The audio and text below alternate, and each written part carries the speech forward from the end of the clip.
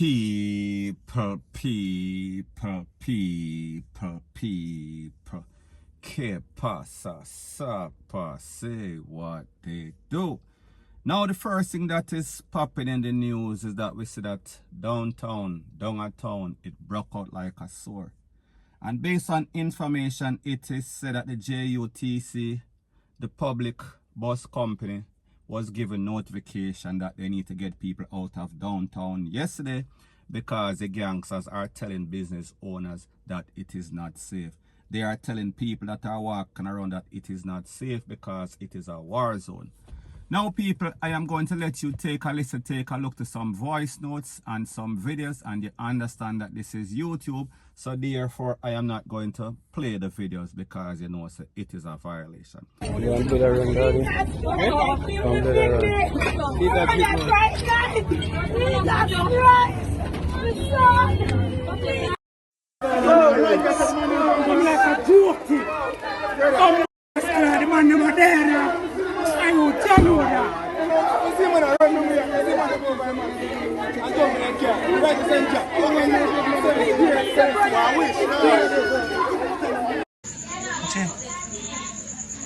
Jesus, God damn me.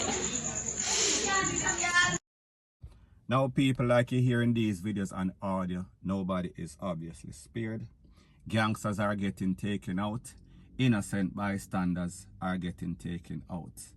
And what is even more startling about the whole situation is the fact that I think that this is the constituency of the Prime Minister, Andrew Holness, and the Security Minister. However, I am not too deep into the politics, so I don't really know who run where, which part and how.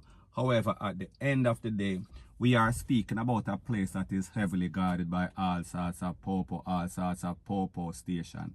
And it is maybe one of the most volatile areas in Jamaica for the last couple of decades.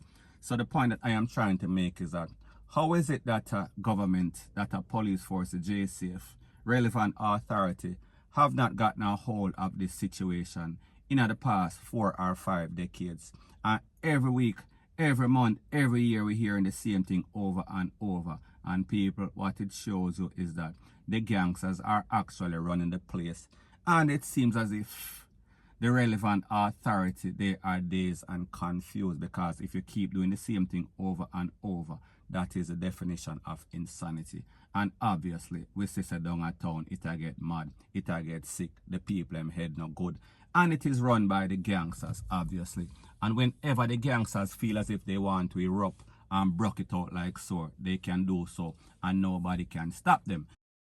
So the moral of the story is this. It is obvious who is running downtown, and it is definitely not the Prime Minister. It is definitely not the JDF or the JCF or the relevant authority. It is the gangsters, because they are calling all the shots. And they told the relevant authority to make sure so them get the people them out of downtown. Like yesterday, as we see, we are speaking about the public bus service, and people, they did accordingly, because them know that these people serious like a heart attack, and we see that people are drop out like fly. So anyways people, that is my views on the whole thing as it pertains to that. And like me say, it is just my views and opinion, it is not the gospel. Your views and opinion can be respectfully different from mine, but let me know what you think in the comment section. Bless up. Now before I move to the next part of my video, please subscribe to my next channel. It is called Jamaica Dancehall Source, and I'll be pinning the link to that channel in the description of this video. And also please subscribe to this channel, and when you subscribe, press the notification bell or icon, and also press all in the option. Now the next part of the video is called the DUPPY Bat them. They are the most dangerous criminals, gangsters in Jamaica, or wangsters in Jamaica, sorry. And why I say this is that it seems as if it is the dunce bats that are making all the DUPPY in Jamaica, and then the DUPPY comes back and haunt them very soon.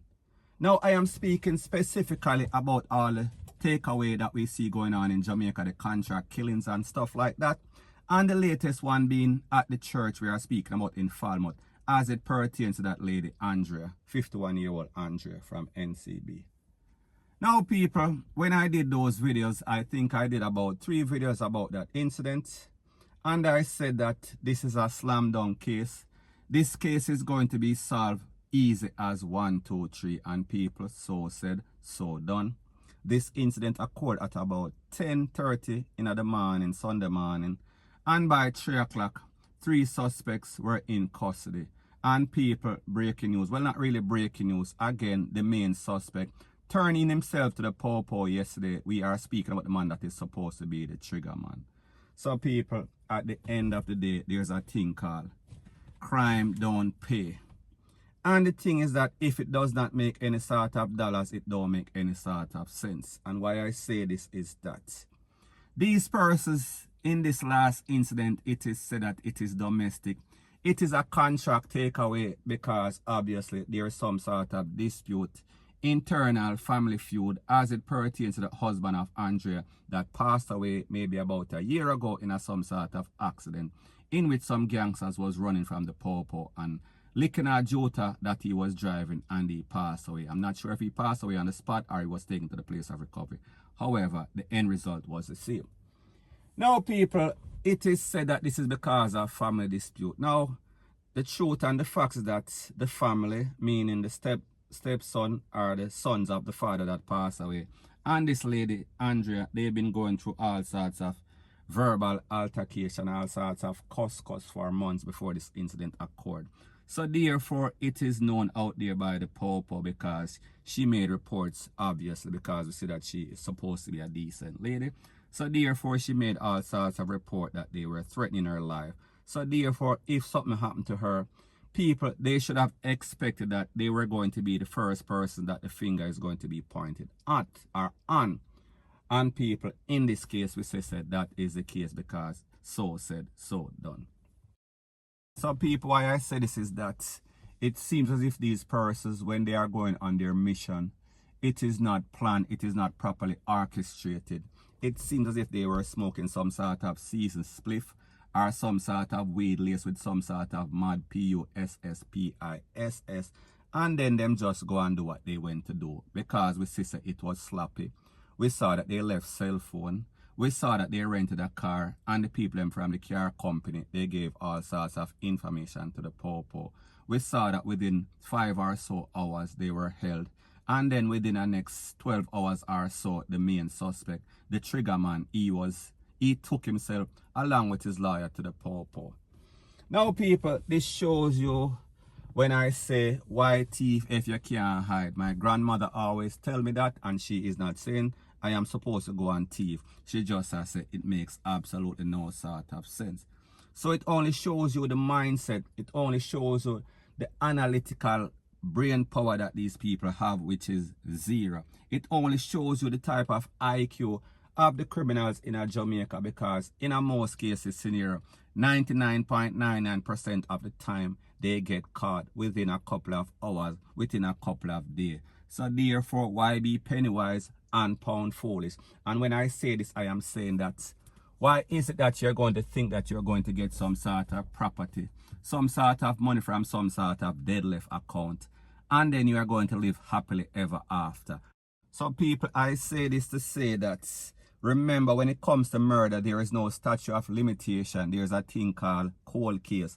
So therefore, even after 50 years, they can still pull up this case. Once they have substantial evidence, once they have backing evidence, you can be charged 50 years later. So therefore, when you go up on a mission and somebody give you 50,000 Jamaican dollars, which is less than maybe about 500 US, and people, the truth and the fact that person are out there taking all sorts of hit for all 20,000 Jamaican, we are talking about 100 and something US dollar. So people, it only shows you how desperate and fool these people are, because them get the pay, and as soon as them go get the pay, them go buy 2 clocks, them go at 2 dance and buy 2 shot of NSA, and then after that them broke again, and they're on the same mission. So therefore they are doing the same thing over and over. And people, we are speaking about the law of possibility or probability. We are talking about karma. It always catches up to them, and they always have to face their judgment day. And people, we see that in this case, that is the case. So that is why I say